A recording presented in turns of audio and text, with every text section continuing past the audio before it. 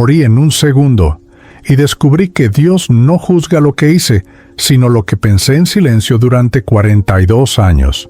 Lo que vi me destruyó. Mi nombre es Fabricio Montalvo. Tenía 42 años cuando mi vida terminó en la Ruta 11, entre Tarija y Villazón, en una curva que había recorrido cientos de veces. Era ingeniero de minas, un hombre respetado en mi comunidad, con una familia que aparentaba ser perfecta y una carrera que muchos envidiaban. Desde afuera, mi existencia parecía la de alguien que había logrado todo lo que se propuso. Pero la verdad, esa verdad que nadie podía ver, era completamente diferente. Yo era un hombre lleno de rencores, de envidias calladas, de juicios silenciosos que guardaba como tesoros oscuros en lo más profundo de mi ser. Nunca imaginé que esos pensamientos, esos que jamás salieron de mi boca, serían exactamente lo que me condenaría. Antes de comenzar con la historia de hoy, quiero hacerte una pregunta. ¿Te has imaginado alguna vez viviendo la vida que siempre soñaste?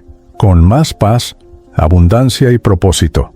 Existe un manual práctico que está transformando la vida de miles de personas, mostrándoles cómo manifestar sus deseos de manera consciente. Se llama Manual de Manifestación. Haz clic en el enlace en la descripción y descubre cómo tú también puedes cambiar tu realidad. Ese día, el 23 de abril, salí temprano de Tarija. El sol apenas comenzaba a levantarse sobre los cerros rojizos que rodean la ciudad. Esos mismos cerros que siempre me recordaban mi infancia en Potosí, donde crecí entre el frío de la altura y el calor sofocante de las minas. Tenía una reunión importante en Villazón, cerca de la frontera con Argentina. Era un proyecto grande, uno de esos que podían cambiar el rumbo financiero de cualquier empresa minera. Yo estaba ansioso, no por la reunión en sí, sino porque sabía que mi antiguo socio, Germán Urdaneta, estaría allí. Germán, ese hombre que me había traicionado años atrás, que se había quedado con contratos que me pertenecían, que había construido su imperio sobre mis ideas y mi trabajo. Solo pensar en verlo me llenaba de una rabia sorda, de esas que se asientan en el estómago y no te dejan respirar bien. Conduje por la carretera con la mente llena de esos pensamientos. Pensaba en lo que le diría, en cómo lo miraría con desprecio, en cómo disfrutaría viendo que mi proyecto era superior al suyo. No era suficiente con ganar. Yo necesitaba que él perdiera, que sintiera la humillación que yo había sentido. Esos pensamientos me acompañaban kilómetro tras kilómetro, mientras el paisaje de valles y quebradas se extendía a ambos lados de la ruta. La quebrada de Sama estaba particularmente hermosa esa mañana, con sus formaciones rocosas que parecían esculturas talladas por dioses antiguos. Pero yo no veía nada de eso. Mi mente estaba demasiado ocupada alimentando el veneno que llevaba dentro. La Ruta 11 es conocida por ser peligrosa. Tiene curvas cerradas, descensos pronunciados y tramos donde el pavimento se desintegra en ripio traicionero. Pero yo la conocía bien, o eso creía. Había hecho ese recorrido tantas veces que me sentía invencible, confiado en mi capacidad de manejar cualquier situación. Esa confianza, esa arrogancia que ahora puedo ver con claridad, fue parte de mi caída.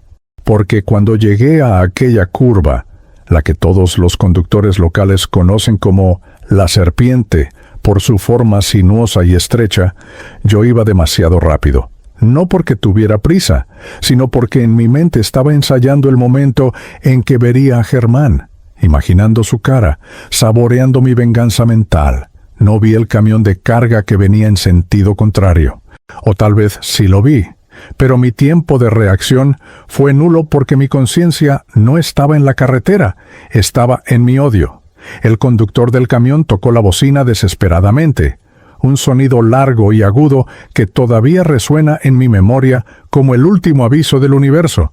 Giré el volante con violencia, pero ya era tarde. Mi camioneta Toyota salió disparada hacia el borde de la quebrada, voló por el aire durante lo que pareció una eternidad, y luego comenzó a rodar y rodar por la ladera rocosa.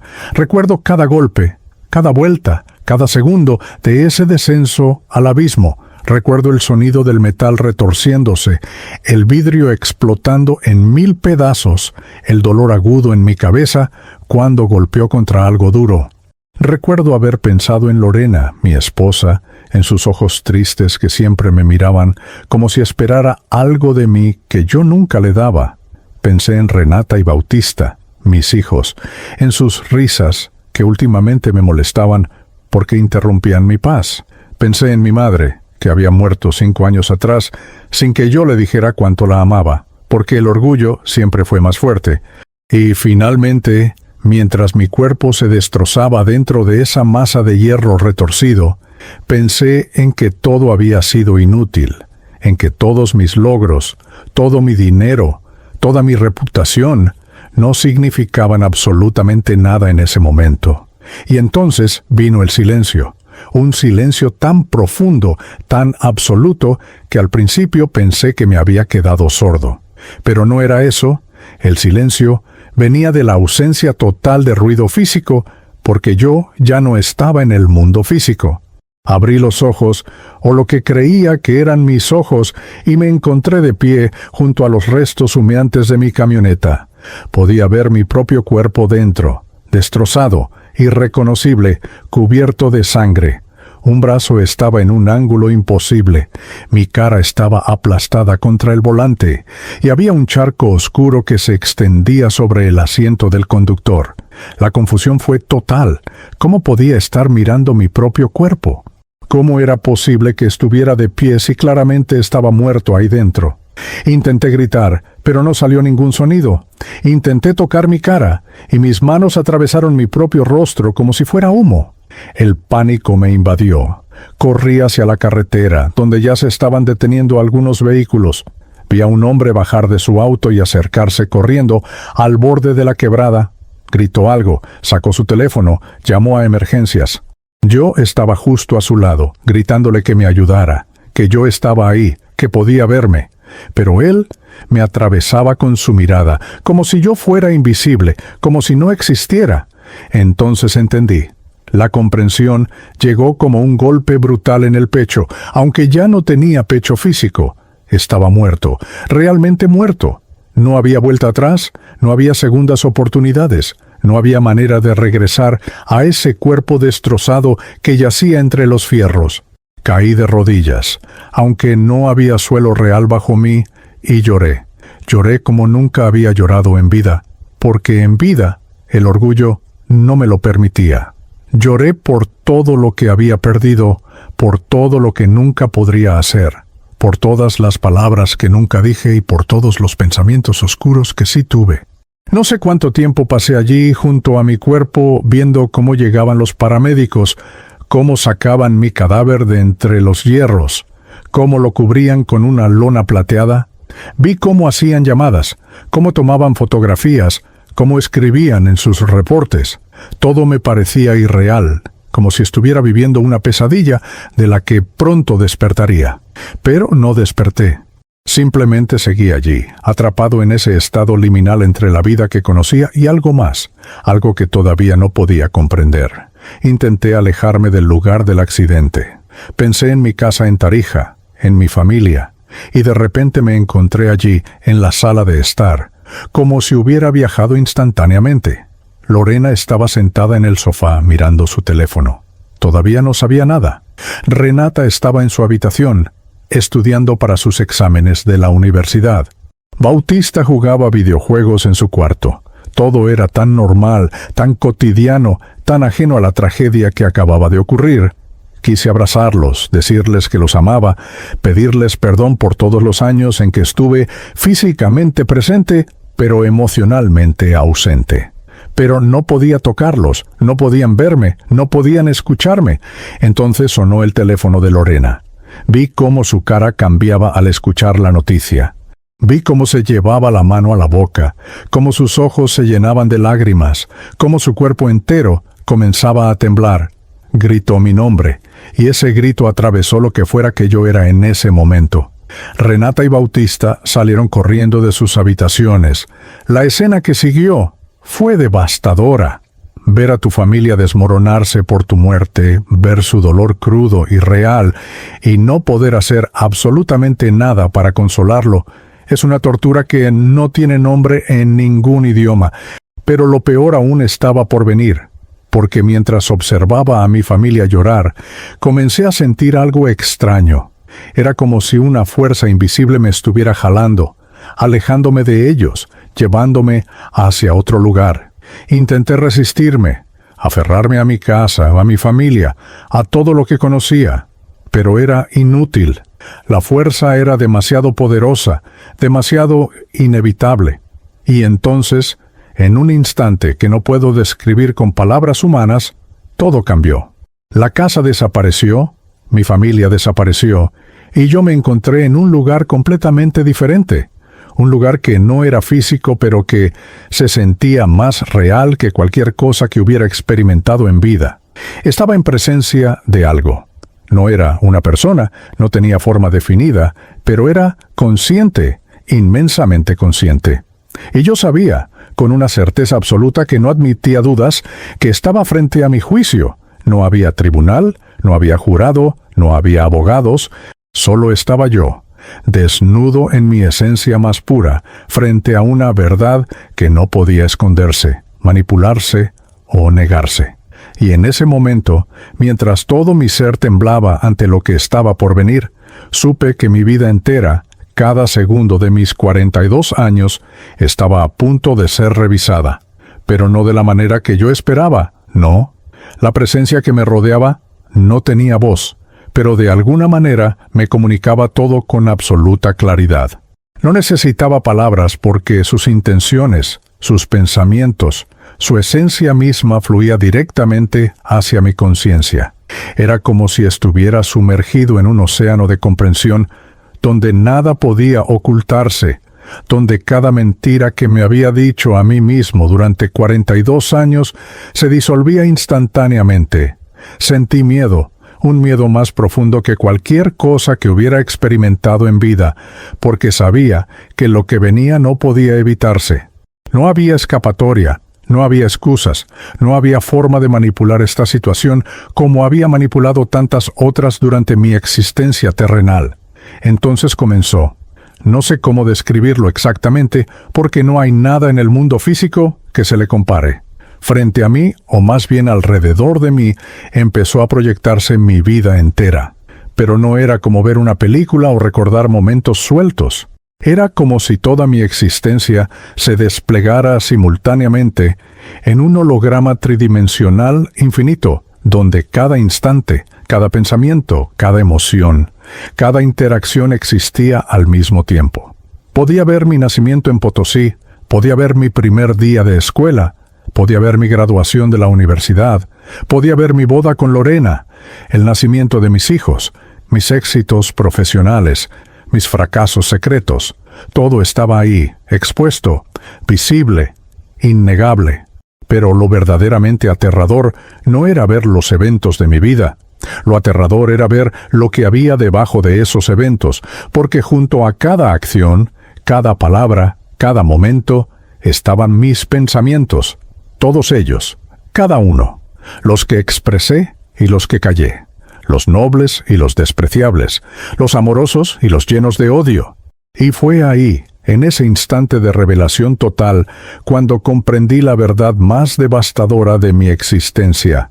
No se juzgan las acciones, se juzgan los pensamientos. No importa lo que hice o dejé de hacer. Lo que importaba era lo que pensé mientras lo hacía. Las intenciones ocultas detrás de cada gesto, los motivos secretos que nunca confesé a nadie, ni siquiera a mí mismo. Vi mi infancia en Potosí, esa ciudad de altura donde el aire es delgado y las minas son profundas. Vi a mi familia, humilde pero digna, trabajadora pero pobre. Vi a mi padre, Esteban Montalvo, con sus manos callosas y su espalda encorvada por años de trabajo en las minas del Cerro Rico. Y junto a esos recuerdos vi mis pensamientos de niño. Vi cómo, desde muy temprana edad, desarrollé un resentimiento profundo hacia nuestra pobreza. No era un resentimiento noble que me impulsara a superarme, no. Era un resentimiento venenoso que me hacía despreciar a mi padre por no darnos más, que me hacía avergonzarme de mi madre cuando llegaba a la escuela con su ropa remendada, que me hacía odiar a mis hermanos por compartir el poco espacio y los pocos recursos que teníamos. Vi el día en que mi primo Darío Escudero vino de visita desde La Paz. Él tenía ropa nueva, zapatos brillantes, hablaba de su escuela privada con aires de superioridad. Yo tenía 8 años. En la superficie fui amable con él. Compartí mis juguetes, sonreí.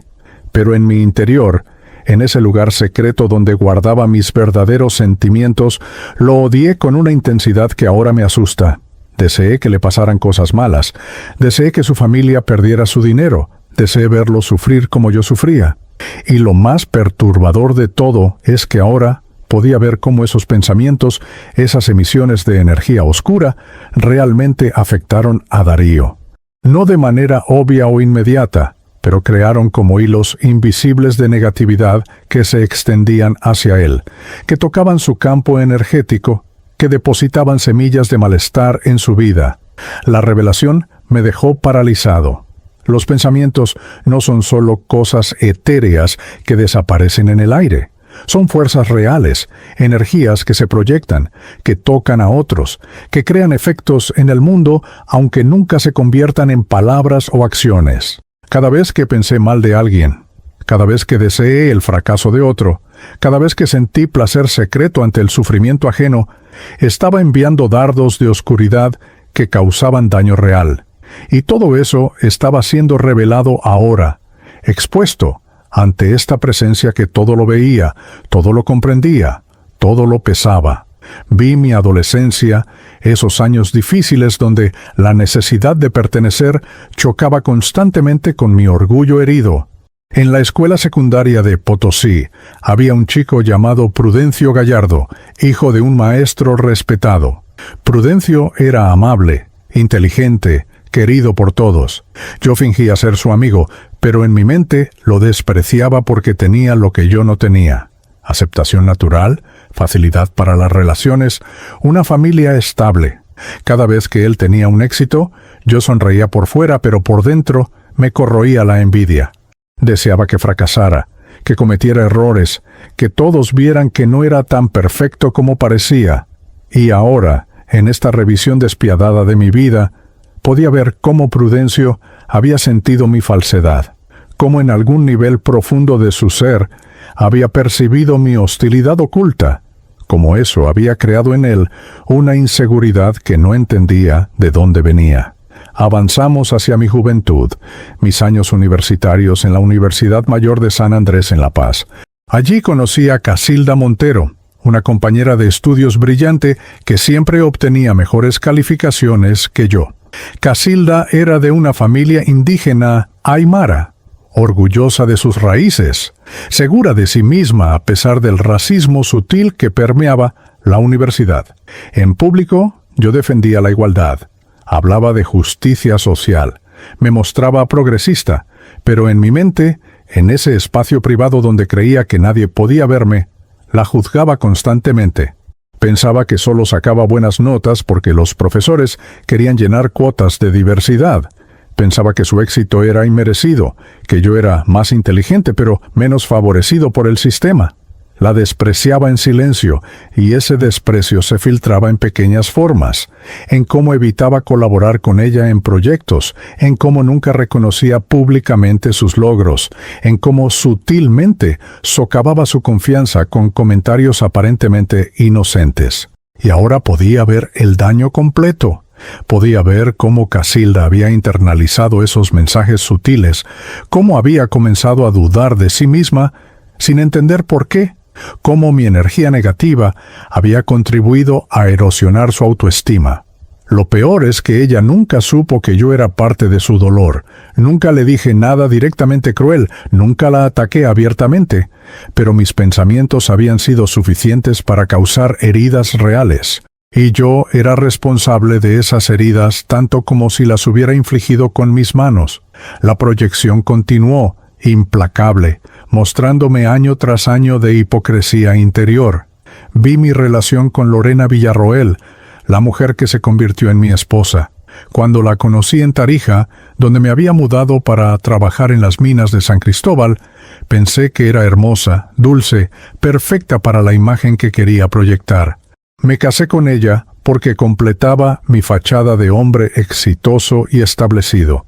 Pero incluso en nuestra luna de miel en Sucre, mientras le decía palabras de amor, en mi mente la estaba comparando con otras mujeres, encontrándola deficiente, pensando que merecía algo mejor. Cada vez que ella intentaba acercarse emocionalmente a mí, yo construía muros mentales. La juzgaba por ser demasiado emocional, demasiado necesitada, demasiado simple. Vi los pensamientos que tuve el día que nació Renata, nuestra primera hija, mientras sostenía a esa bebé en mis brazos, y todos esperaban que sintiera amor incondicional. Yo pensaba en cómo esto cambiaría mi vida, en cómo ahora tendría menos libertad, menos dinero para mí mismo, menos tiempo para mis ambiciones. Amaba a mi hija, sí, pero ese amor estaba contaminado con resentimiento, y ella lo sintió. En algún nivel profundo que los bebés pueden percibir, creció sintiendo que nunca era suficiente para mí, que nunca podía complacerme completamente, y ahora yo entendía por qué. Porque mis pensamientos de decepción y frustración habían creado una atmósfera emocional tóxica a su alrededor desde sus primeros días de vida. Lo mismo con Bautista, mi hijo menor. Cuando nació yo esperaba un niño fuerte, atlético, dominante, pero Bautista era sensible, artístico, tranquilo. Y aunque nunca le dije que estaba decepcionado, lo pensé miles de veces. Cada vez que prefería dibujar en lugar de jugar fútbol, cada vez que lloraba por algo que yo consideraba insignificante, cada vez que mostraba suavidad en lugar de dureza, yo lo juzgaba mentalmente. Deseaba que fuera diferente. Me avergonzaba secretamente de tener un hijo así. Y ahora podía ver cómo esos pensamientos lo habían alcanzado, cómo había desarrollado una inseguridad profunda sobre su propia masculinidad. Como siempre sentía que decepcionaba a su padre sin saber exactamente por qué. La revisión avanzó hacia mis años de mayor éxito profesional. Vi mi trabajo en las minas de San Cristóbal, uno de los proyectos mineros más grandes de Bolivia. Vi cómo ascendí rápidamente, cómo gané contratos importantes, cómo me hice un nombre en la industria. Pero junto a cada logro profesional, vi los pensamientos oscuros que los acompañaban. Vi cómo despreciaba a mi subordinado, pensando que eran inferiores, que solo yo tenía la visión y la capacidad necesarias. Vi cómo disfrutaba secretamente cuando un colega fallaba, cuando un competidor perdía un contrato, cuando alguien que yo consideraba una amenaza sufría un revés. Había un ingeniero joven en mi equipo, Maximiliano Ríos, brillante y ambicioso. En lugar de mentorearlo, como debería haber hecho, secretamente saboteaba sus oportunidades porque temía que me superara. Nunca hice nada obvio, solo pequeñas cosas. No mencionarlo en reuniones importantes, no darle crédito por sus ideas, asignarle proyectos donde sabía que fracasaría. Y todo esto mientras le sonreía y le decía que valoraba su trabajo. Maximiliano eventualmente se fue de la empresa, frustrado y confundido, sin entender realmente por qué su carrera se había estancado. Pero yo sabía, y ahora toda esa verdad estaba expuesta, brillando con una luz que quemaba peor que cualquier fuego físico. Vi el conflicto con Germán Urdaneta, mi ex socio. Habíamos comenzado un negocio juntos, una consultoría de ingeniería minera. Cuando la sociedad se disolvió por diferencias aparentemente profesionales, yo le dije a todos que fue una separación amistosa, pero en mi mente lo odiaba con una pasión que consumía horas de mis días. Fantaseaba con su ruina financiera, con verlo humillado, con destruir su reputación. Ese odio se convirtió en una obsesión silenciosa que corroía mi alma como ácido.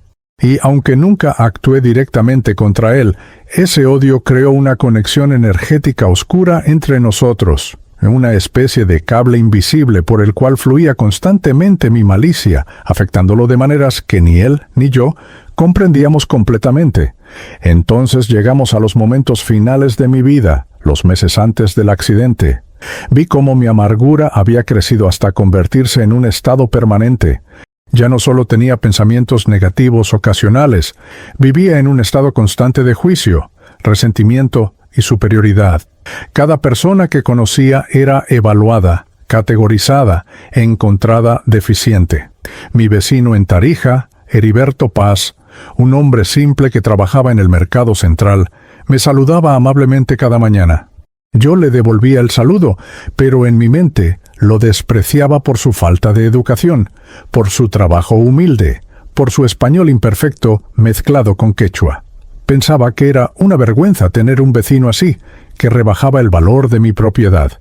Vi mis últimas interacciones con mi familia. Lorena había intentado hablar conmigo sobre nuestro matrimonio, sobre la distancia que sentía entre nosotros.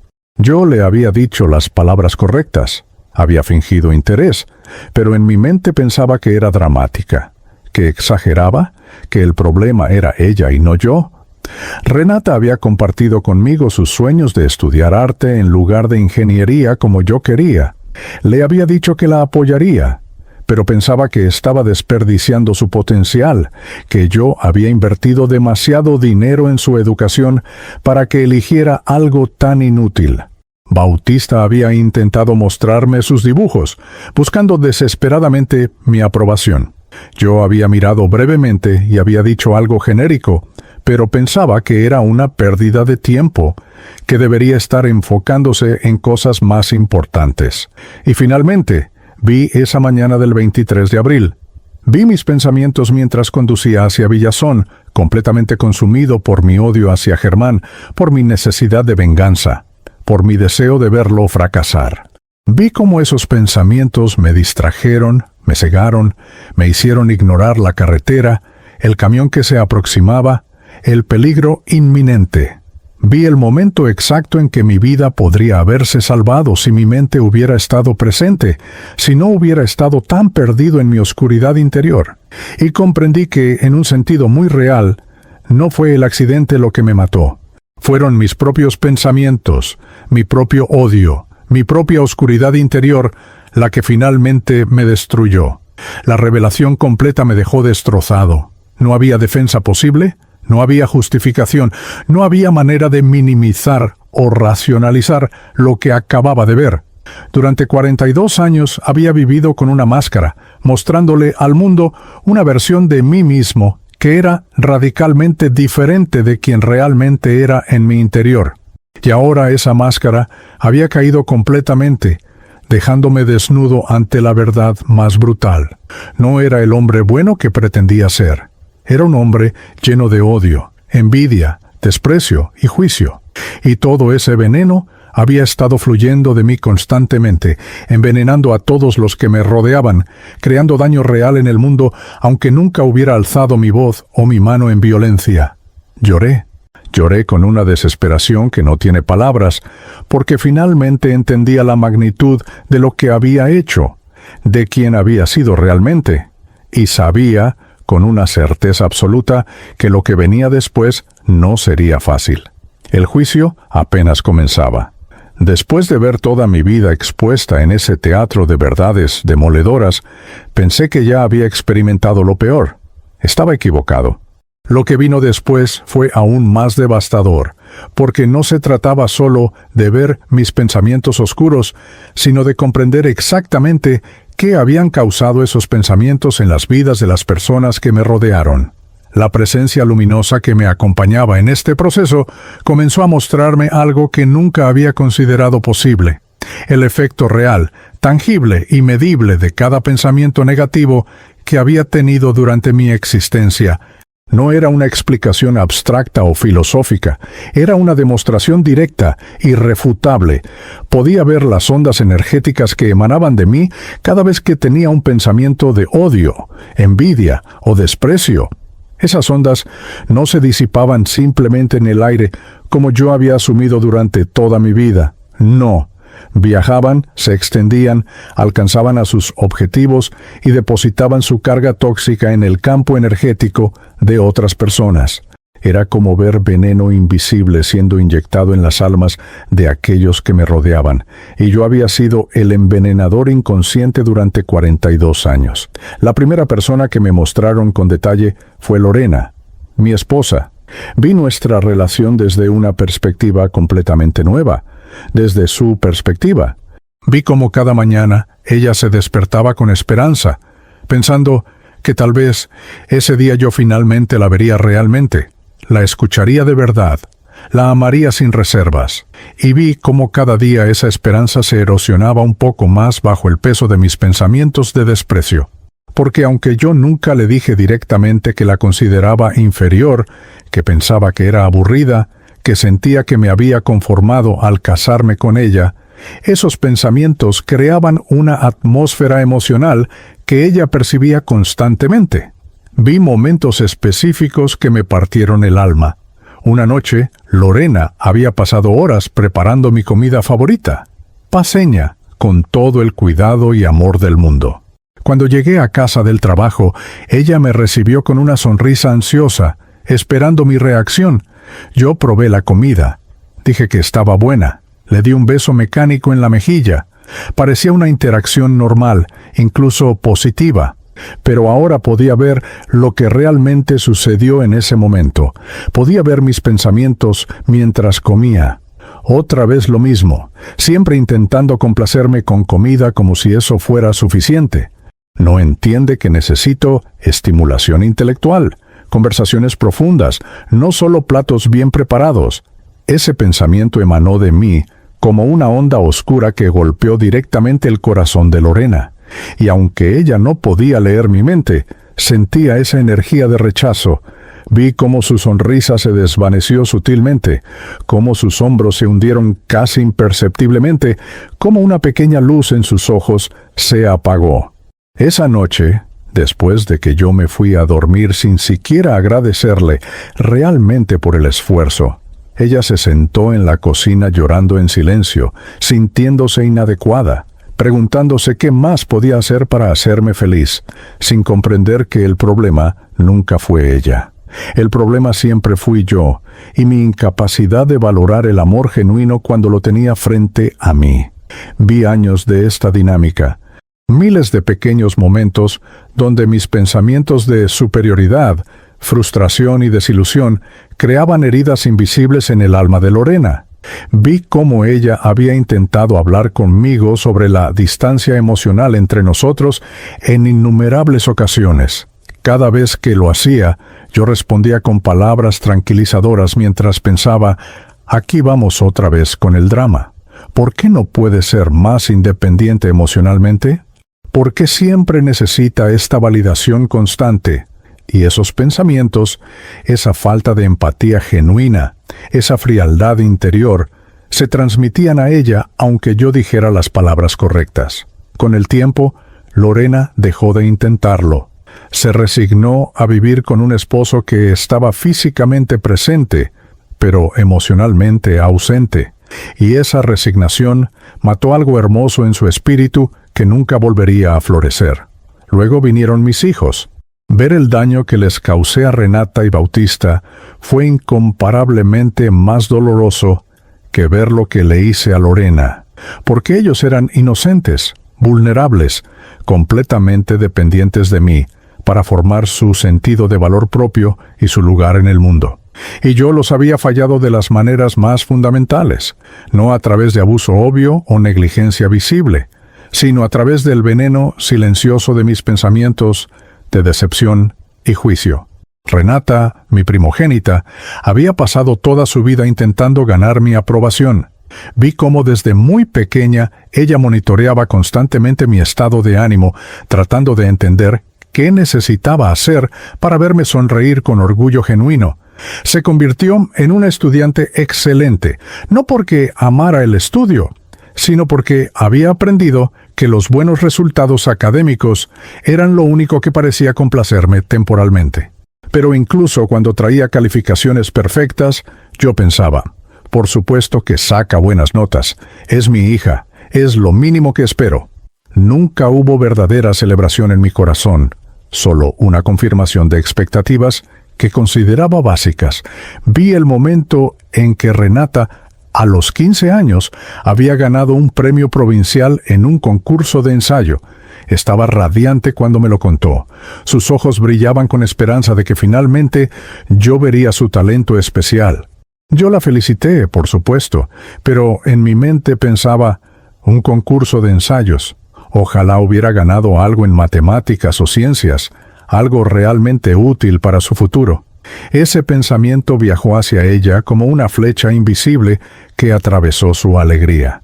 Vi cómo la luz en sus ojos se atenuó, cómo su sonrisa se volvió forzada, cómo guardó el diploma en un cajón en lugar de colgarlo en su pared como había planeado hacer. Año tras año, este patrón se repitió. Cada logro de Renata era minimizado en mi mente. Cada pasión que desarrollaba era juzgada como menos valiosa que lo que yo consideraba importante. Cuando finalmente me dijo que quería estudiar arte en lugar de ingeniería, el conflicto que siguió no fue realmente sobre su futuro, fue sobre mi ego herido, sobre mi necesidad de controlar, sobre mi incapacidad de verla como un ser independiente con sus propios sueños válidos. Y ahora podía ver cómo todos esos años de buscar mi aprobación y nunca recibirla plenamente habían creado en ella una inseguridad profunda, una voz interior constante que le decía que nunca era suficiente, que siempre había algo defectuoso en sus elecciones. Con Bautista, el daño fue diferente pero igualmente profundo. Mi hijo menor era sensible, artístico, empático, todas cualidades hermosas que yo no solo fallé en valorar, sino que activamente desprecié en mi interior. Desde muy temprana edad, él sintió mi desaprobación, aunque yo nunca la expresara verbalmente. Vi cómo a los 6 años, Bautista intentó jugar fútbol conmigo en el patio, esforzándose desesperadamente por ser el tipo de hijo que yo quería. Pero él no tenía coordinación natural para los deportes, y después de unos minutos de intentos torpes, yo pensé con frustración, ¿por qué mi hijo tiene que ser tan poco atlético? Es casi vergonzoso. Ese pensamiento lo alcanzó como un golpe físico. Vi cómo dejó de intentar, cómo sus hombros se encogieron, cómo una vergüenza profunda se instaló en su ser. A medida que Bautista crecía, desarrolló una pasión por el dibujo. Tenía un talento genuino, una capacidad de capturar emociones en papel que era realmente extraordinaria. Pero cada vez que me mostraba sus dibujos, buscando desesperadamente un destello de orgullo en mis ojos, yo pensaba, ¿qué va a hacer con dibujos? Necesita enfocarse en cosas que realmente importan, en construir un futuro sólido.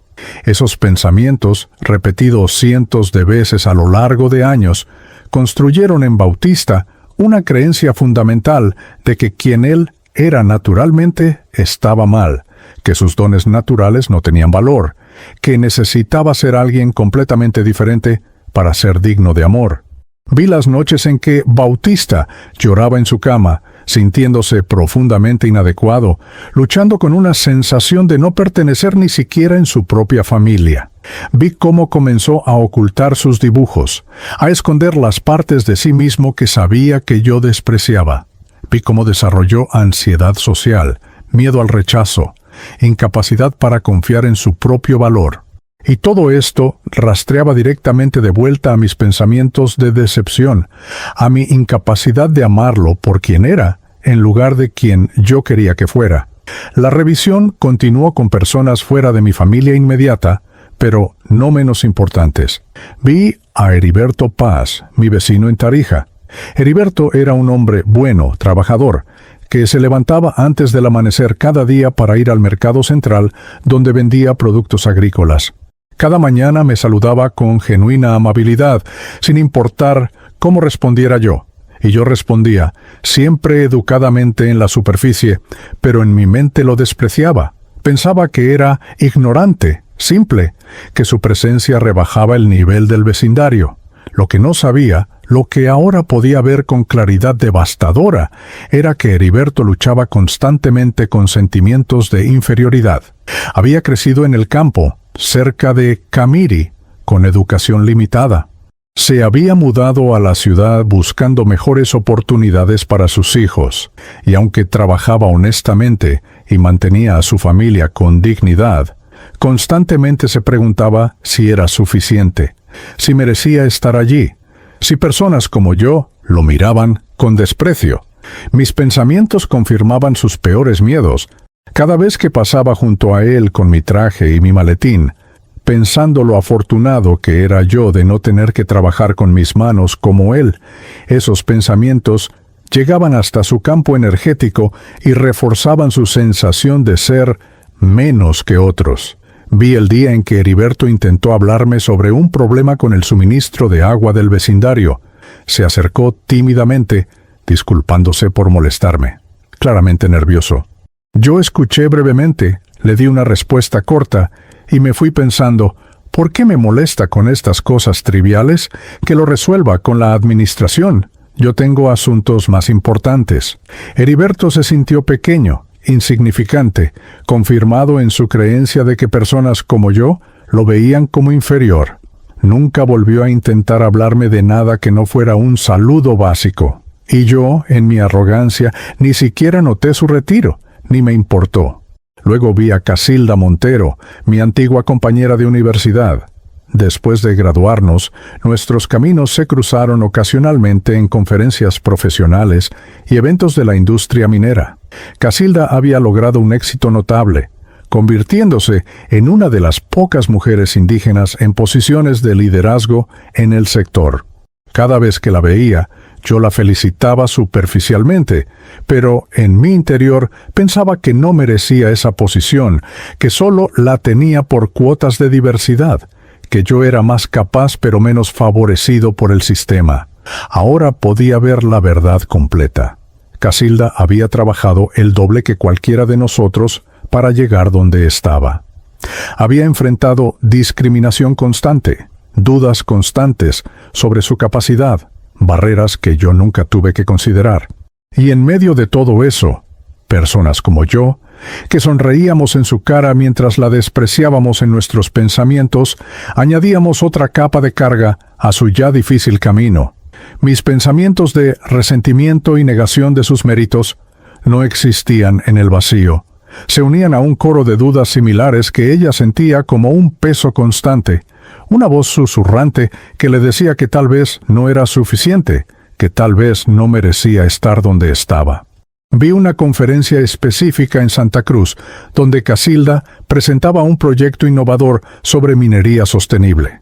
Su presentación era brillante, pero cuando terminó y todos aplaudieron, yo pensé con amargura, seguro que tuvo ayuda para preparar eso. Es imposible que haya desarrollado algo tan sofisticado por sí sola. Ese pensamiento, esa negación de su capacidad, viajó hacia ella en medio de su momento de triunfo.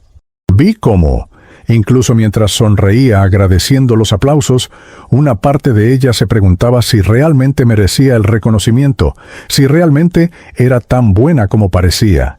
Mis dudas alimentaban sus propias dudas, y yo era culpable de robarle la plenitud de su victoria.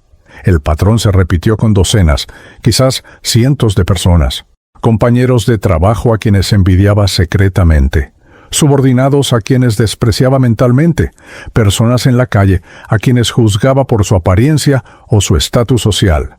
Cada pensamiento negativo había dejado una marca, una cicatriz invisible en el campo energético de otra persona. Y todas esas cicatrices ahora me eran mostradas con detalle preciso, junto con el sufrimiento que habían causado. Lo más aterrador de esta revelación era comprender que no había sido consciente de nada de esto mientras vivía. Había caminado por el mundo creyendo que mis pensamientos eran privados, inofensivos, que solo mis acciones importaban. Había sido un hombre que se consideraba moral porque no robaba, no mataba, no cometía crímenes obvios, pero había causado un daño inmenso simplemente por la calidad de mis pensamientos, por la energía oscura que constantemente emanaba de mi ser. Vi cómo mis pensamientos de superioridad habían contribuido a la inseguridad de otros, cómo mis juicios silenciosos habían reforzado el dolor de personas que ya sufrían, cómo mi envidia Había envenenado las alegrías legítimas de aquellos que lograban éxitos. No había una sola relación en mi vida que no hubiera dañado de alguna manera con mi toxicidad interior. Ni una sola persona que hubiera conocido bien que no llevara alguna cicatriz invisible causada por mis pensamientos. Y lo peor, lo absolutamente devastador, era que muchas de estas personas nunca entendieron de dónde venía su dolor. Lorena no sabía por qué se sentía tan inadecuada en nuestro matrimonio. Bautista no sabía por qué se odiaba a sí mismo por ser quien era naturalmente. Heriberto no sabía por qué se sentía tan inferior cuando estaba cerca de mí. Casilda no sabía por qué sus logros se sentían huecos a pesar de ser genuinos. Todos ellos llevaban heridas que yo les había causado, y nunca tuvieron la oportunidad de confrontarme, de entender, de sanar completamente. Mientras veía todo esto desplegarse ante mí, el peso de la culpa se volvió casi insoportable.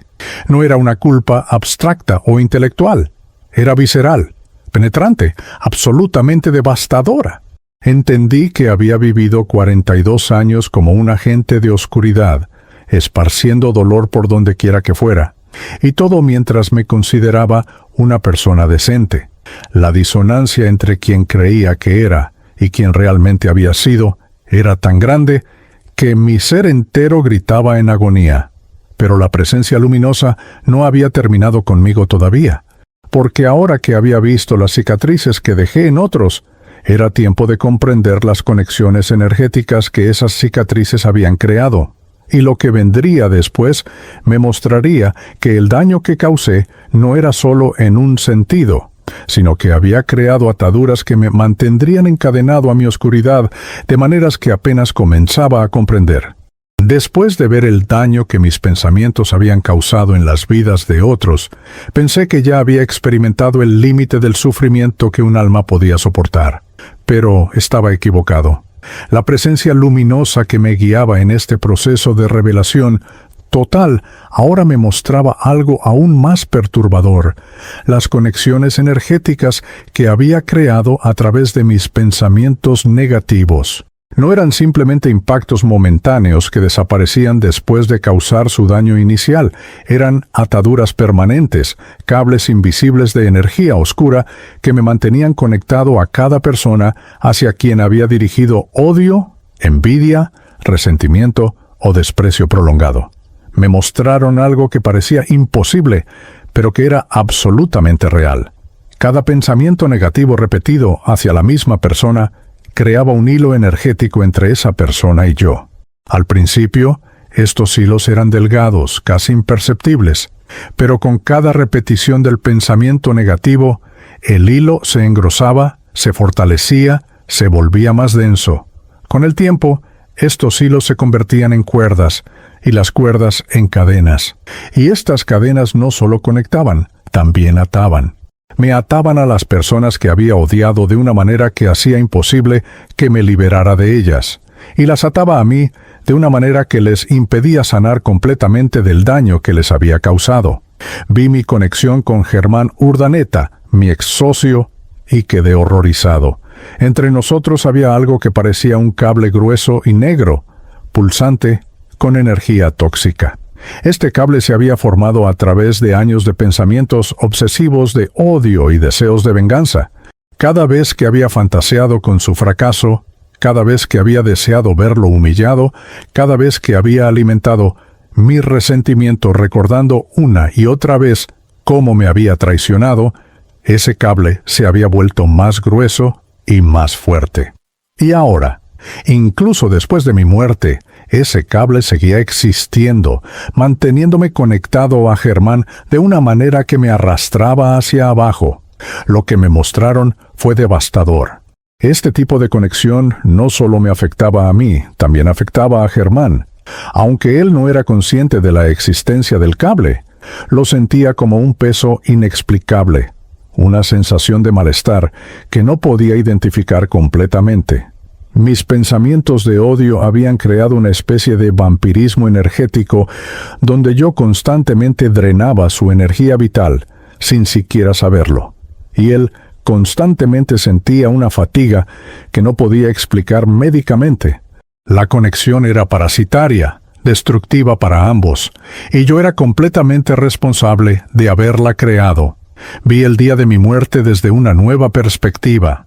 Mientras yo conducía hacia Villazón, completamente consumido por pensamientos de venganza contra Germán, ese cable entre nosotros brillaba intensamente, pulsaba con una energía oscura que literalmente me cegaba a la realidad física que me rodeaba. No fue solo una distracción mental lo que causó mi accidente. Fue una distracción energética tan profunda que mi conciencia estaba más presente en ese cable de odio que en mi cuerpo físico. En un sentido muy real, mi obsesión con Germán me había matado. Y ahora, después de la muerte, ese cable seguía allí, manteniéndome atado a él de una manera que impedía mi progreso espiritual. Pero Germán no era el único. Vi cables similares conectándome a múltiples personas. Flora Betancourt, una ex jefa que había tenido en mis primeros años en la industria minera en Oruro, estaba conectada a mí por un cable de resentimiento que había alimentado durante más de una década. Flora había sido una supervisora exigente, dura pero justa. Yo la había odiado porque no me daba el trato preferencial que creía merecer, porque me criticaba cuando cometía errores, porque no reconocía mi supuesta superioridad sobre otros empleados. Durante años después de dejar ese trabajo, había guardado pensamientos venenosos hacia ella, recordando cada interacción negativa, exagerando sus faltas en mi mente, deseándole fracasos profesionales. El cable entre Flora y yo era diferente al que me conectaba con Germán, pero igualmente destructivo. Este cable estaba impregnado de resentimiento antiguo y amargura no resuelta, y lo más perturbador era que Flora ni siquiera pensaba en mí. Ella había seguido con su vida. Había tenido otras experiencias, otros empleados. Para ella, yo era un recuerdo borroso de hace muchos años, pero yo la había mantenido viva en mi conciencia a través de mi resentimiento, y al hacerlo, había creado una atadura unilateral que me drenaba energía constantemente. Era como estar encadenado a alguien que ni siquiera sabía que la cadena existía. Vi otro cable conectándome a Timoteo Villegas, un antiguo amigo de Uyuni con quien había roto relaciones hace años. Timoteo y yo habíamos sido cercanos durante mi tiempo trabajando en proyectos cerca del salar de Uyuni. Habíamos compartido experiencias, apoyándonos mutuamente durante tiempos difíciles, pero luego hubo un incidente, algo relativamente menor en retrospectiva, donde Timoteo había conseguido un contrato que yo también quería. En lugar de felicitarlo, en lugar de procesar mis sentimientos de manera saludable, yo había dejado que la envidia envenenara nuestra amistad. No terminé la amistad abiertamente. Eso hubiera sido más honesto. En cambio, me alejé gradualmente mientras alimentaba pensamientos cada vez más negativos sobre Timoteo. Decidí que nuestra amistad había sido falsa desde el principio, que él siempre había sido egoísta, que me había usado para avanzar en su carrera. Ninguna de estas cosas era verdad, pero las repetí en mi mente tantas veces que se convirtieron en mi realidad, y cada repetición fortalecía el cable de envidia y traición percibida que me conectaba a él. Ahora podía ver cómo Timoteo había sufrido por la pérdida de nuestra amistad. Él nunca entendió realmente qué había pasado, por qué yo me había alejado tan completamente. Me había buscado varias veces, intentando reconciliarse, intentando entender qué había hecho mal. Pero yo había ignorado sus intentos, disfrutando secretamente de su confusión y dolor, sintiendo que de alguna manera se lo merecía, aunque en realidad no había hecho nada malo. El cable entre nosotros estaba impregnado de esta dinámica tóxica, y ahora me ataba a él en una relación de dolor no resuelto que impediría mi liberación espiritual hasta que fuera sanada. Había también cables conectándome a miembros de mi propia familia. Vi uno particularmente grueso y oscuro conectándome a mi hermano Oswaldo Montalvo. Oswaldo era 3 años mayor que yo. y durante toda nuestra infancia y juventud había existido una rivalidad intensa entre nosotros. Pero mientras Oswaldo eventualmente había dejado ir esa rivalidad en la adultez, yo nunca lo hice. Seguí comparándome con él constantemente, sintiendo que todo lo que lograba era insuficiente comparado con sus éxitos, envidiándolo cuando las cosas le iban bien y sintiendo una satisfacción secreta cuando enfrentaba dificultades. El cable entre Oswaldo y yo era complejo, entretejido con capas de competencia, envidia, amor fraternal distorsionado y resentimientos de décadas. Vi oportunidades específicas donde pudimos haber sanado nuestra relación. Hubo un momento, 5 años antes de mi muerte, cuando Oswaldo me invitó a Cochabamba, donde él vivía. Había organizado una reunión familiar, un intento genuino de reconectar después de años de distancia emocional. Yo fui, pero lo hice con resentimiento. Durante todo el viaje, mis pensamientos fueron negativos. Y seguro que solo quiere presumir su nueva casa. Siempre ha necesitado demostrar que es mejor que yo. Esto va a ser insoportable. Y efectivamente, hice que fuera insoportable, no a través de conflictos abiertos, sino a través de mi actitud, mi energía cerrada, mis comentarios sutilmente despreciativos. Oswaldo había intentado abrir su corazón, compartir sus luchas además de sus éxitos, crear un espacio para que fuéramos hermanos de verdad en lugar de competidores. Pero yo había bloqueado cada intento, manteniendo mis muros altos, alimentando mi narrativa de que él era el hermano favorito, el afortunado, el que siempre tenía las cosas más fáciles. Esa oportunidad de sanación se perdió y el cable entre nosotros se volvió aún más denso con otra capa de dolor no resuelto. Vi las consecuencias de ese cable en la vida de Oswaldo después de mi muerte. Cuando recibió la noticia de mi accidente, su dolor fue complicado, mezclado con culpa y confusión. Se culpaba por no haber intentado más, por no haber roto mis defensas, por no haber sido un mejor hermano. Pero la verdad, que ahora yo podía ver con claridad, era que él había intentado, muchas veces. Yo era el que había rechazado constantemente esos intentos, el que había elegido mantener la distancia y el resentimiento. Y ahora, ese cable entre nosotros lo ataba a un dolor que no podría resolver completamente, porque yo ya no estaba en el mundo físico para tener esa conversación sanadora que ambos necesitábamos. Luego estaban los cables más sutiles, pero igualmente significativos, que me conectaban a personas con quienes había tenido interacciones menos intensas, pero repetidamente negativas. Había un cable delgado pero persistente conectándome a un empleado joven en mi empresa llamado Narciso Aguirre. Narciso era un muchacho de Tupiza, trabajador y entusiasta, pero inseguro debido a su falta de educación formal. Yo lo había contratado para trabajos básicos en la oficina, pero constantemente lo menospreciaba en mis pensamientos. Cada vez que cometía un error, yo pensaba con desprecio. Por supuesto que lo hizo mal. ¿Qué se puede esperar de alguien con su falta de preparación? Nunca le ofrecí mentoría real, nunca lo alentaba genuinamente, solo mantenía un nivel básico de profesionalismo, mientras por dentro lo juzgaba constantemente. El cable entre Narciso y yo estaba impregnado de mi desprecio clasista y su resultante inseguridad amplificada. Cada uno de mis pensamientos negativos había reforzado su creencia de que no era suficientemente bueno, que nunca podría mejorar, que personas como yo siempre lo verían como inferior. Y ahora, ese cable me ataba a la responsabilidad de haber contribuido a limitar el potencial de un joven que, con el apoyo adecuado, podría haber crecido mucho más en su carrera y en su autoconfianza. Vi docenas de estos cables, algunos gruesos y obvios, otros delgados, pero numerosos. Juntos formaban una red compleja, que me envolvía completamente. Una telaraña de mi propia creación, donde yo era tanto la araña que había tejido como la presa que ahora estaba atrapada. Cada cable representaba una relación envenenada, una oportunidad de amor o al menos neutralidad que había elegido convertir en odio o desprecio.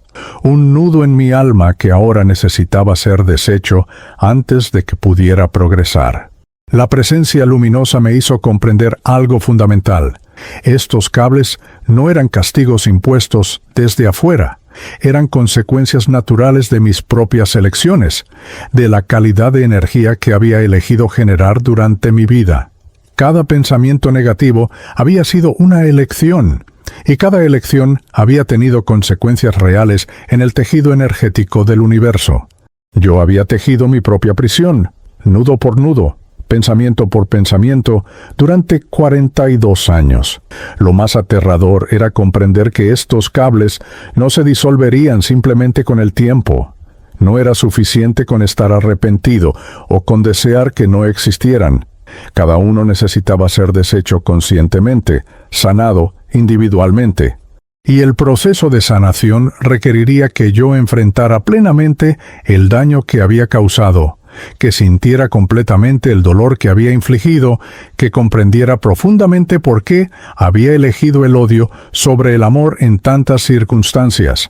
Me mostraron que algunas personas, después de la muerte, tienen pocos cables de este tipo.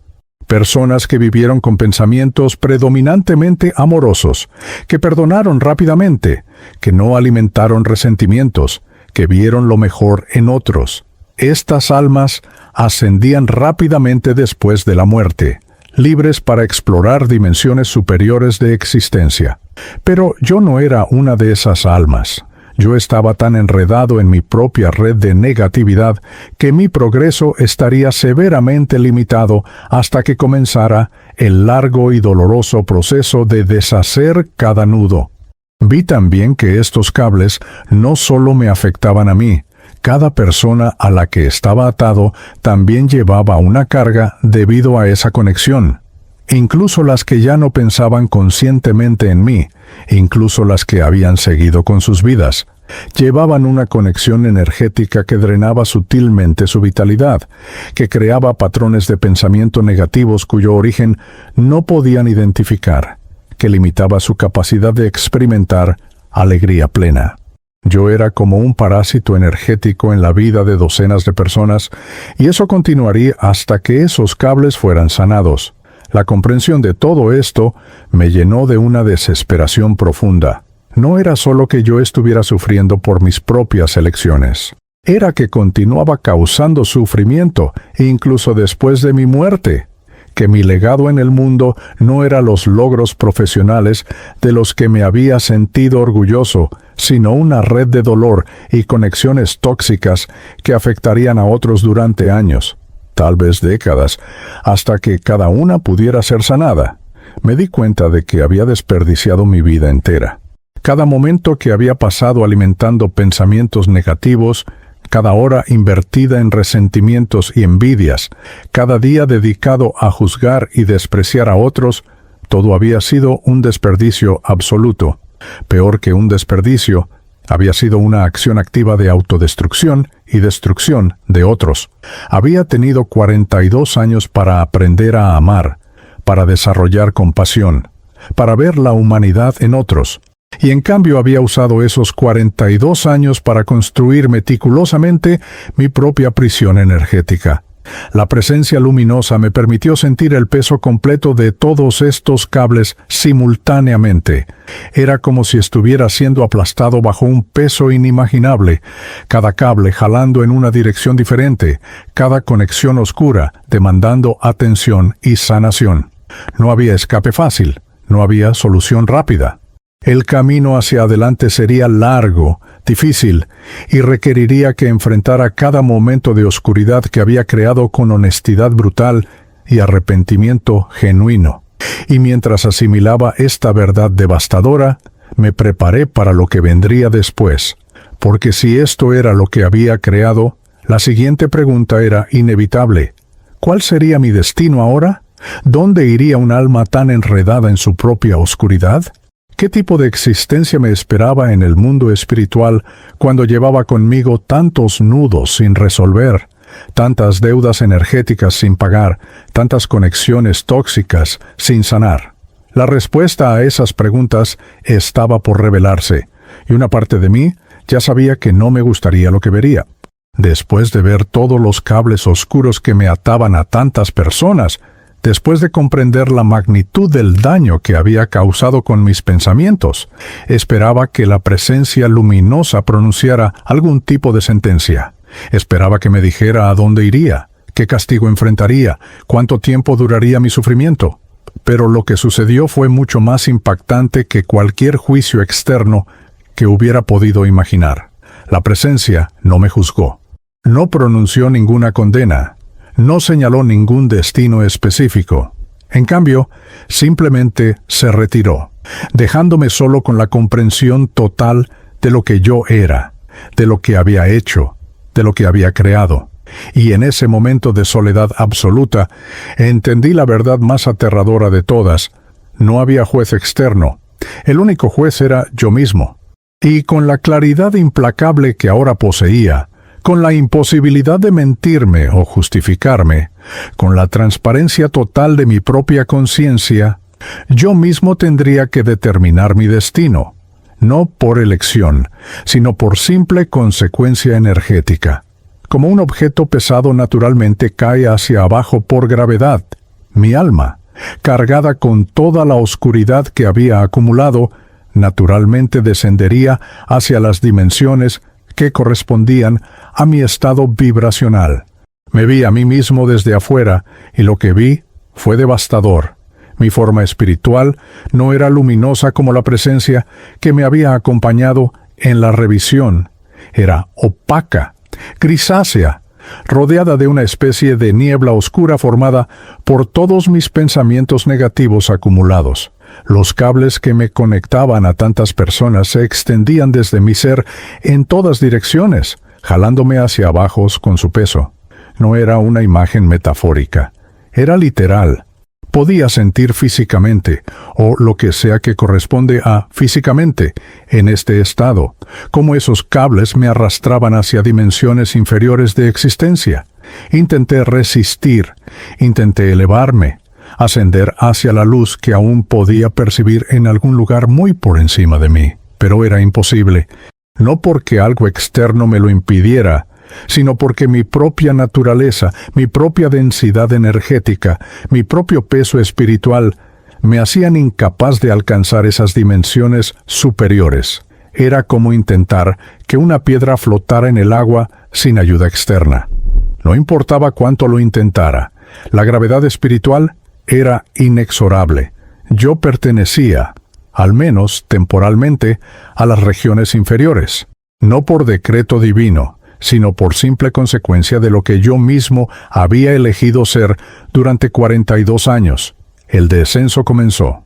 No fue instantáneo, sino gradual, dándome tiempo para comprender plenamente a dónde me dirigía y por qué. Vi cómo el ambiente a mi alrededor se volvía más oscuro, más denso, más opresivo. La luz que había caracterizado el espacio donde ocurrió mi revisión de vida se desvanecía progresivamente, reemplazada por una penumbra grisácea que parecía absorber la esperanza misma. No era la oscuridad total del infierno de fuego que algunas religiones describen. Era algo más sutil pero igualmente aterrador. Un estado de existencia donde la luz de la conciencia superior apenas penetraba, donde las almas permanecían atrapadas en sus propias creaciones mentales, en sus propios remordimientos, en sus propias ataduras no resueltas. Mientras descendía, comencé a percibir otras presencias a mi alrededor, otras almas que, como yo, habían sido llevadas a estas regiones por el peso de sus propias acciones y pensamientos. Algunas parecían estar en estados de confusión total, sin siquiera comprender que estaban muertas. Otras estaban inmóviles, como congeladas en momentos de su vida que no podían soltar. Otras vagaban sin propósito, atrapadas en bucles de pensamientos obsesivos que repetían una y otra vez las mismas escenas de sus vidas terrenales. Me acerqué a una de estas almas, un hombre que parecía estar en sus 60 años al momento de su muerte. Estaba sentado en una posición encogida, murmurando constantemente algo que no podía entender completamente. Cuando intenté comunicarme con él, apenas registró mi presencia. Estaba completamente absorto en su propia mente, reviviendo algún momento de traición o pérdida una y otra vez, incapaz de moverse más allá de ese punto. Me di cuenta con horror que este podría ser fácilmente mi destino. Quedar atrapado en mis propios pensamientos obsesivos sobre Germán, sobre mis resentimientos, sobre todo lo que había perdido. Vi otra alma, una mujer que reconocí vagamente de mi vida en Tarija, aunque nunca había hablado con ella directamente. Se llamaba Domitila y había muerto varios años antes que yo en circunstancias que nunca conocí. Ella estaba más consciente que el hombre anterior, y cuando nuestras miradas se encontraron, vi en sus ojos un reconocimiento de nuestro estado compartido. Nos comunicamos sin palabras, como parece funcionar la comunicación en estos niveles. Ella llevaba años en esta región, atrapada por sus propios odios y resentimientos hacia familiares que la habían traicionado. Me mostró cómo había intentado comunicarse con los vivos, cómo había tratado de vengarse incluso después de la muerte, y cómo cada uno de esos intentos solo había fortalecido sus cadenas, haciendo su prisión más sólida. Domitila me advirtió sobre algo que yo no había considerado: el riesgo de volverse lo que ella llamaba un acosador de los vivos. Algunas almas en estas regiones, incapaces de soltar sus obsesiones terrenales, pasaban su tiempo intentando influenciar a los vivos, alimentándose de su energía, tratando de vivir vicariamente a través de ellos. Estos espíritus se convertían en presencias opresivas alrededor de personas susceptibles, contribuyendo a sus depresiones, sus adicciones, sus pensamientos obsesivos. Era una existencia parasitaria que solo profundizaba la oscuridad del alma que la practicaba, creando un círculo vicioso del que era cada vez más difícil escapar. Vi a algunos de estos espíritus acosadores en acción. Estaban pegados a personas vivas como sombras, susurrando pensamientos negativos, amplificando impulsos destructivos, alimentándose de las energías bajas que ayudaban a generar. Era perturbador ver, pero aún más perturbador era reconocer en mí mismo la tentación de hacer lo mismo. Una parte de mí quería regresar a Tarija, estar cerca de Lorena y mis hijos, incluso si no podían verme o escucharme. Pero ahora entendía que hacerlo en mi estado actual solo les causaría daño, solo añadiría mi oscuridad a sus vidas ya afectadas por mi muerte. El descenso continuó hasta que finalmente me establecí en lo que parecía ser mi nivel apropiado dentro de estas regiones inferiores. No era el nivel más bajo que existía, gracias a que nunca había cometido actos de violencia extrema o maldad deliberada hacia los más vulnerables, pero tampoco estaba cerca de poder ascender a dimensiones más elevadas. Estaba en algún lugar intermedio, en una zona de penumbra habitada por almas que, como yo, habían vivido vidas aparentemente respetables en la superficie, pero que habían estado llenas de pensamientos tóxicos, juicios constantes, envidias corrosivas y odios cultivados cuidadosamente. En este nivel encontré algo que se parecía a una comunidad, aunque era una comunidad de sufrimiento compartido más que de apoyo genuino. Éramos almas que nos reconocíamos mutuamente porque compartíamos la misma enfermedad espiritual, la incapacidad de amar, la adicción a juzgar, la necesidad de sentirnos superiores a otros.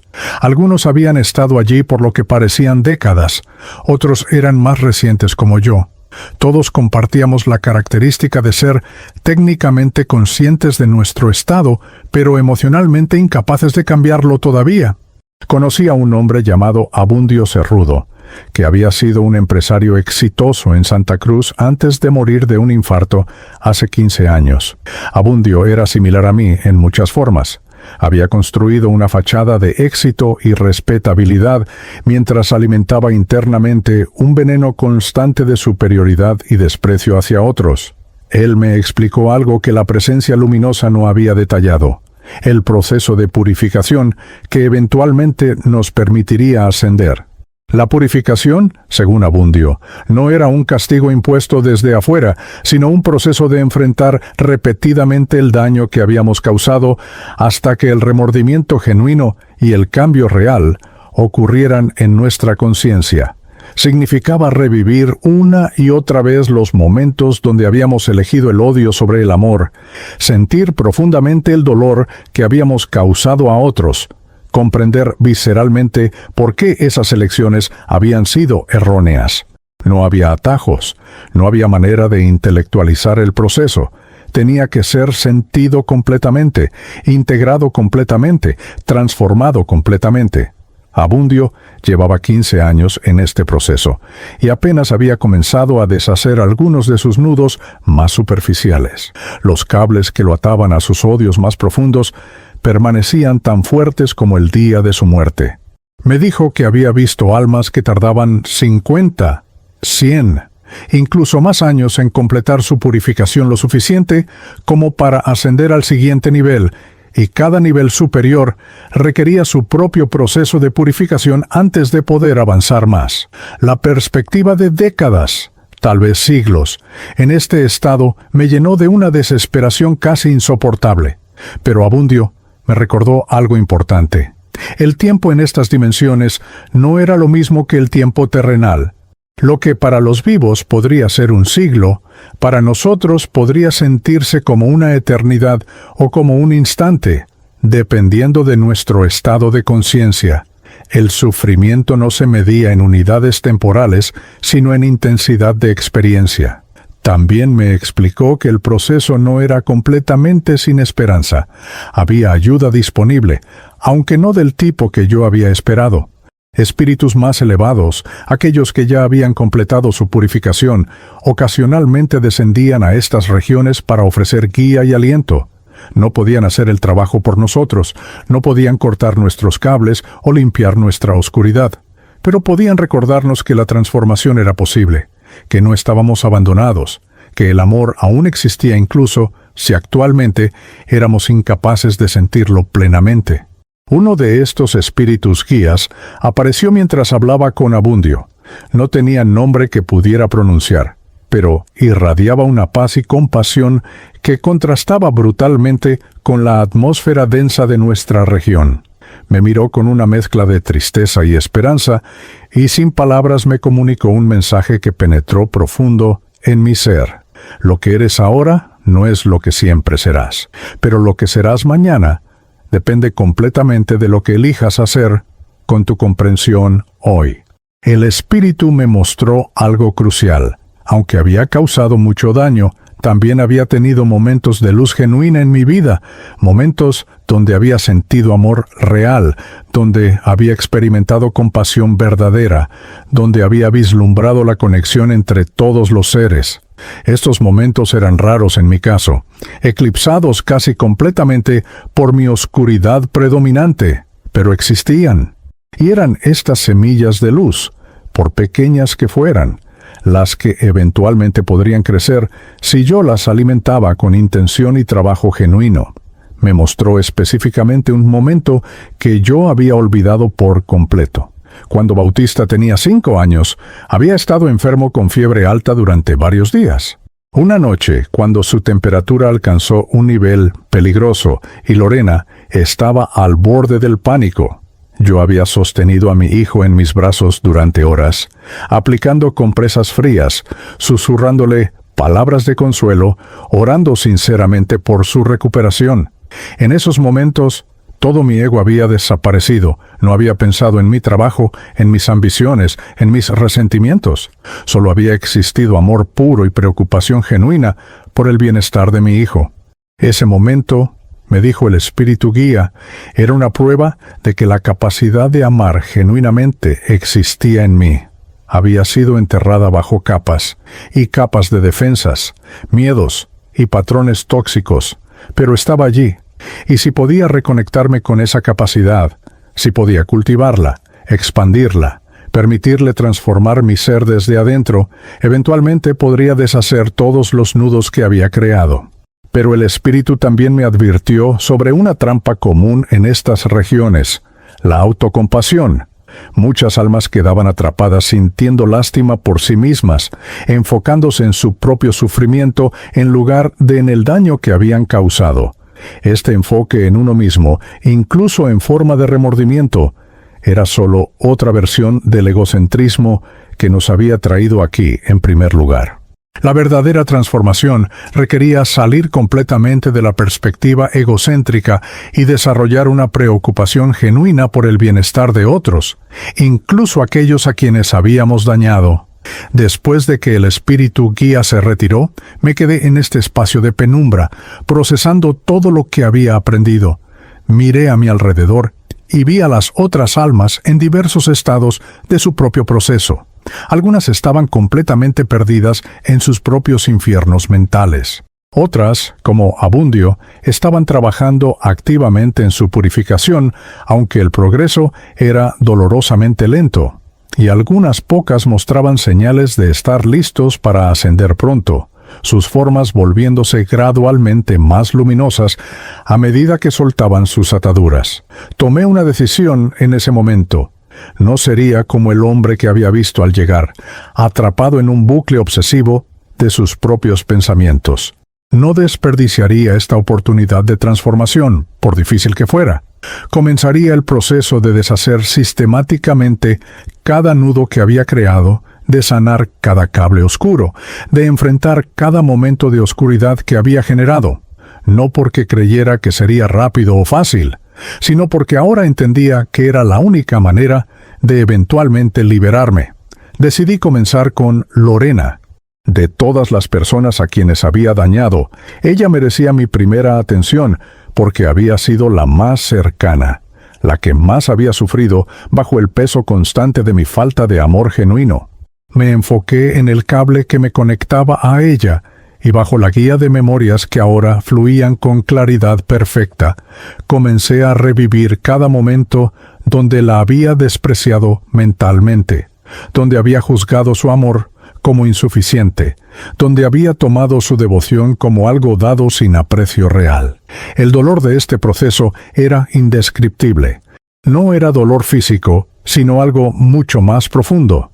El dolor de sentir plenamente el daño que había causado, de experimentar desde su perspectiva cada herida que había infligido, de comprender visceralmente cómo había contribuido a erosionar su sentido de valor propio.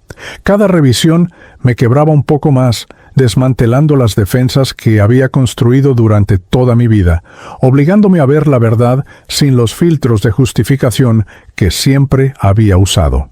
Y mientras hacía este trabajo, supe que era solo el comienzo. Después de Lorena vendrían Renata y Bautista. Después de ellos, Oswaldo, Germán, Flora, Timoteo, Casilda, Heriberto y todos los demás. Cada conexión necesitaba ser enfrentada, cada nudo necesitaba ser deshecho. El camino por delante era largo, tal vez interminablemente largo, pero, por primera vez desde mi muerte, sentí algo parecido a un propósito. Desde este lugar de penumbra, desde estas esferas inferiores donde almas como yo purgamos la oscuridad que creamos en vida, les hablo ahora a ustedes que aún viven en el mundo físico. Les hablo desde el otro lado del velo con un mensaje que es absolutamente crucial. Cuiden sus pensamientos, no solo sus acciones, no solo sus palabras, sino sus pensamientos más íntimos, aquellos que creen que nadie puede ver. Porque aquí está la verdad que nadie les dice lo suficiente. Cada pensamiento importa. Cada juicio silencioso deja una marca. Cada odio guardado crea una cadena. Cada envidia alimentada teje un nudo en su alma. Y cuando lleguen a donde yo estoy ahora, cuando su vida sea revisada con la claridad implacable que no admite mentiras, descubrirán que el verdadero juicio no viene de ningún Dios externo, sino de su propia conciencia finalmente liberada de todas las ilusiones que usaron para justificarse. No desperdicien su tiempo en la tierra como yo lo hice. No construyan prisiones mentales que tendrán que deshacer después. No creen cables oscuros que los aten a otros en relaciones de sufrimiento mutuo. Aprendan a amar genuinamente, no como concepto abstracto, sino como práctica constante. Desarrollen compasión, no solo por aquellos que les agradan, sino especialmente por aquellos que los desafían. Perdonen rápidamente, no por el bien de otros, sino por el suyo propio. porque cada momento que pasan en resentimiento es un momento construyendo su propia prisión futura. Esta es mi confesión desde el umbral entre la muerte que conozco y la vida que perdí. Este es mi testimonio desde las regiones de purificación donde pago el precio de 42 años de pensamientos tóxicos, y este es mi advertencia para ustedes. El infierno no es un lugar donde un Dios enojado los envía. El infierno es el estado que ustedes mismos crean, pensamiento por pensamiento, elección por elección, día tras día. Yo escribí mi propia sentencia con cada juicio silencioso, y ahora debo leerla completa antes de poder ser libre.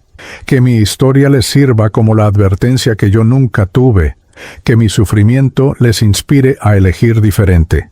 Porque aunque yo esté atrapado aquí por ahora, ustedes todavía tienen tiempo. Todavía tienen la oportunidad de crear luz en lugar de oscuridad, amor en lugar de odio, conexión en lugar de separación. No la desperdicien como yo lo hice. Por favor, no la desperdicien.